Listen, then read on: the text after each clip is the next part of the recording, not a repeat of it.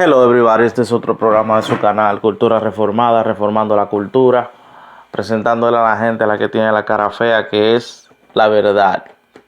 Y en este podcast vamos a hacer una serie de podcasts analizando una de las historias más tristes de la Biblia.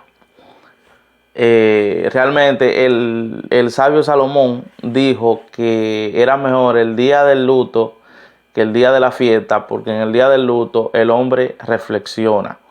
Yo soy uno que a mí no me gustan las películas de terror, no me gustan las películas de tragedia, pero es importante, precisamente hace los otros días pensaba que para qué sirve ver una película de tragedia, que para qué sirve ver una película, tú sabes, pero en realidad tiene su sentido, porque eso nos permite reflexionar en cosas que suceden, que pueden suceder en la vida.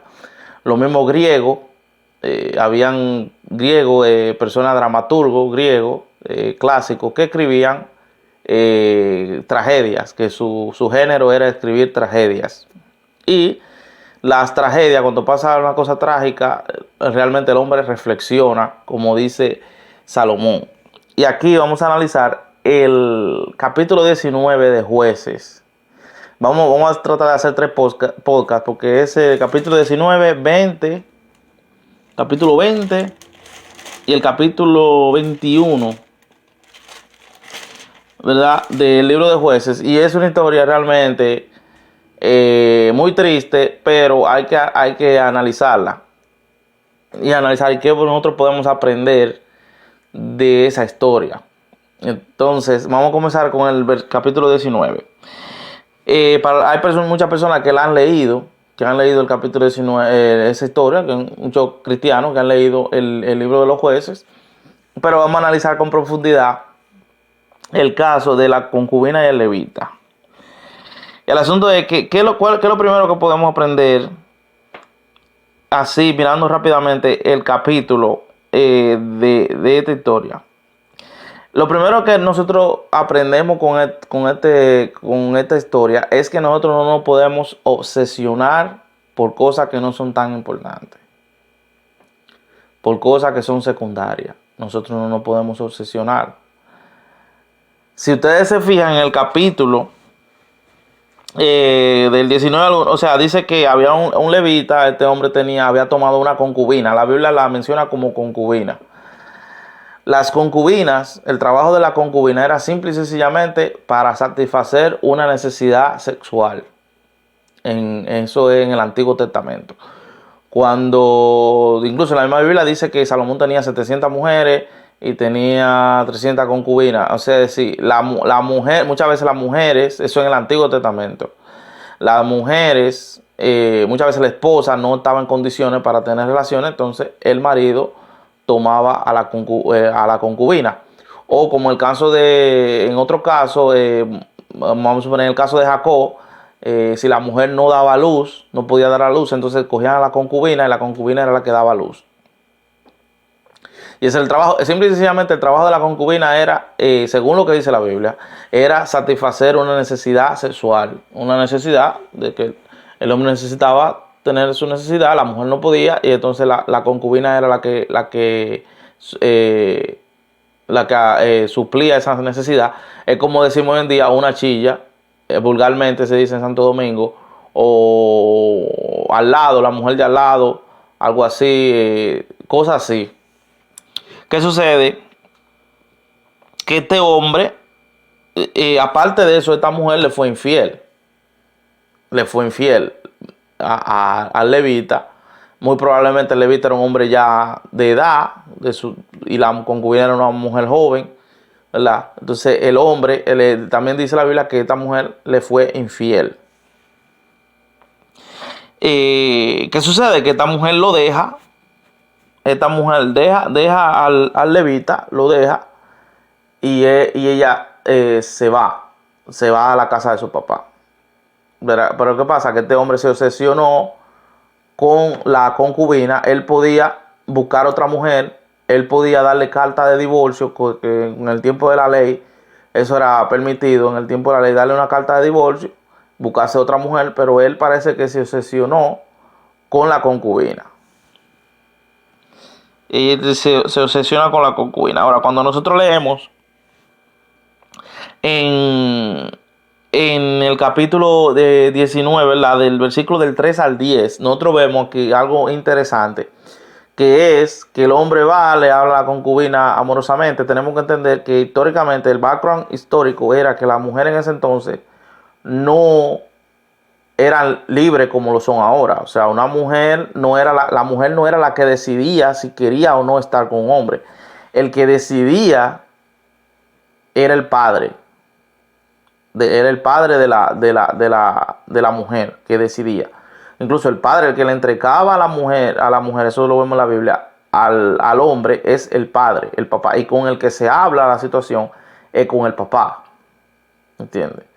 Para esas mujeres que son feministas, que ellos creen que no son libres, en realidad tienen muchísima libertad en comparado con en el tiempo antiguo. En el tiempo antiguo, la mujer no decidía si quería estar con un hombre con uno o con no. El que decidía era el papá. Y muchas veces las mujeres se la tomaban, dice que la tomaban como mujeres y las mujeres tenían que decir que sí. O sea, que entonces ella parece que va donde el papá. Hay como un intercambio entre el papá y el levita. El papá está tratando de convencer al levita como de que no se vaya. Le está diciendo, pero quédate otra noche, quédate otra noche. Pasó eso como 4 o 5 veces. Entre el versículo 3 y el versículo 10. Era muy probable que sea la concubina que estuviera hablando con el papá y diciéndole, oye, yo no amo a este hombre. Yo no amo a este hombre. Yo no me quiero ir con este hombre.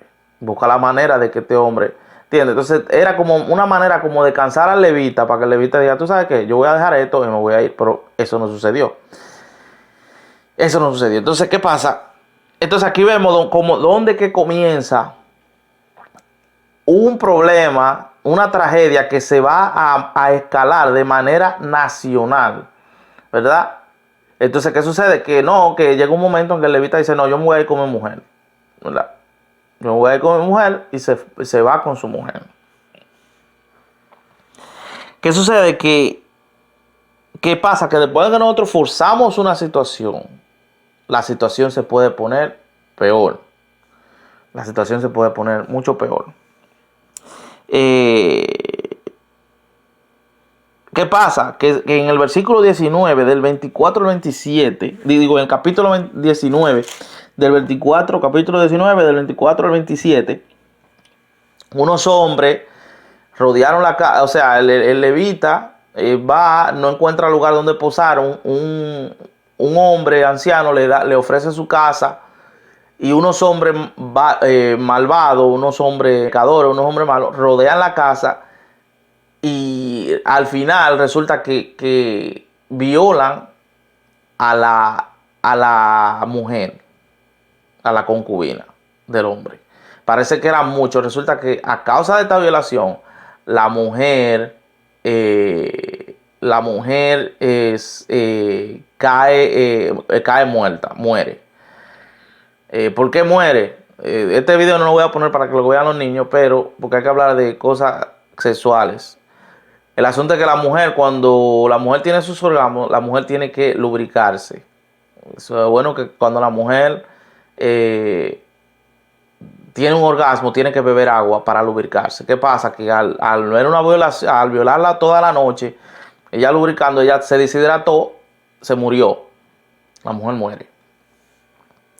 Entonces, ¿qué sucede? Que si el levita hubiera dicho, ok, está bien, esta mujer no me quiere, esta mujer no quiere estar conmigo, es simple y sencillamente una concubina, no es realmente mi esposa, es a lo mejor una concubina, a lo mejor él tenía otras mujeres, que era muy común en ese tiempo tener varias, a lo mejor yo tengo mi mujer, esa es simplemente una mujer de al lado, y eso pasa mucho en la vida, en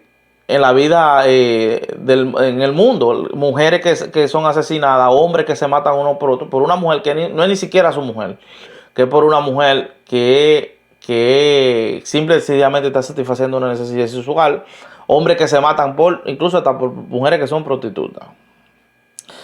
¿Qué sucede? Que si él hubiera soltado, que si él hubiera dicho, ok, está bien, tú no quieres estar conmigo, yo te suelto, las cosas no hubieran llegado a ese extremo, pero las cosas no pararon ahí. Las cosas siguieron y se pusieron peor de ahí. ¿Qué sucede? Que después de que el hombre habla con la mujer, la mujer muere, está muerta. Él coge a la mujer y la corta en 12 pedazos. El ser humano tiene 12, sin contar la cabeza, tenemos 12 joints, tenemos 12 coyunturas. Y él la cortó por esas 12 coyunturas y la regó por las 12 tribus de Israel. Las personas dirán, pero ¿por qué sucedió eso? ¿Por qué él la corta? O sea, ¿por qué sucede? Muchas veces la frustración, parece que la amaba mucho esa mujer. Muchas veces cuando una persona, cuando un hombre es herido de esa manera, pasan cosas así, la gente no piensa bien con la cabeza. Pero tenemos que ir también al background histórico. Tenemos que entender también que en ese entonces no existían los avances tecnológicos en cuanto a comunicación de lo que tenemos hoy en día. No existía WhatsApp, no existía Instagram, no existía la radio, no existía la televisión, ¿entiendes? No existía el internet, no existía ninguna de estas cosas. Entonces el hombre, buscando justicia, ¿verdad?, tiene que cortar dice, yo voy a cortar a la mujer en pedazos y voy a regar, cada pedazo lo voy a llevar a una tribu de Israel. Entonces eso, la gente queda consternada, la gente queda realmente consternada y dice, oye, y deciden que tienen y la cosa ya escala de manera nacional. La cosa escala de manera nacional. ¿Qué sucede? Que han habido casos así. Por ejemplo, la Primera Guerra Mundial sucedió simplemente porque mataron a un hombre. Solamente porque mataron a un hombre, a un rey, se armó la Primera Guerra Mundial. ¿Entiendes? Entonces, ya hemos hablado en otro podcast, de por qué, en el podcast que yo he puesto, de que por qué todos los pecados para Dios son iguales. Es que por más pequeño que sea el pecado, ese pecado escala de una manera. Las cosas se agrandan de una manera que eso llega de una manera nacional. Y eso es lo que sucede. Primero, lo que tenemos que aprender de esto es no forzar la situación. Muchas veces no obsesionarnos con cosas que no son tan importantes. La concubina era una concubina simple y sencillamente. No era su mujer. Él podía buscar otra mujer. ¿Qué sucede? Al él forzar la situación, la concubina es violada, muere.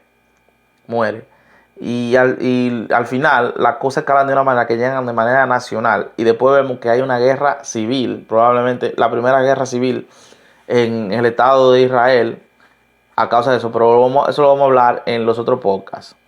Hasta aquí es su canal de Cultura Reformada. Dios le bendiga.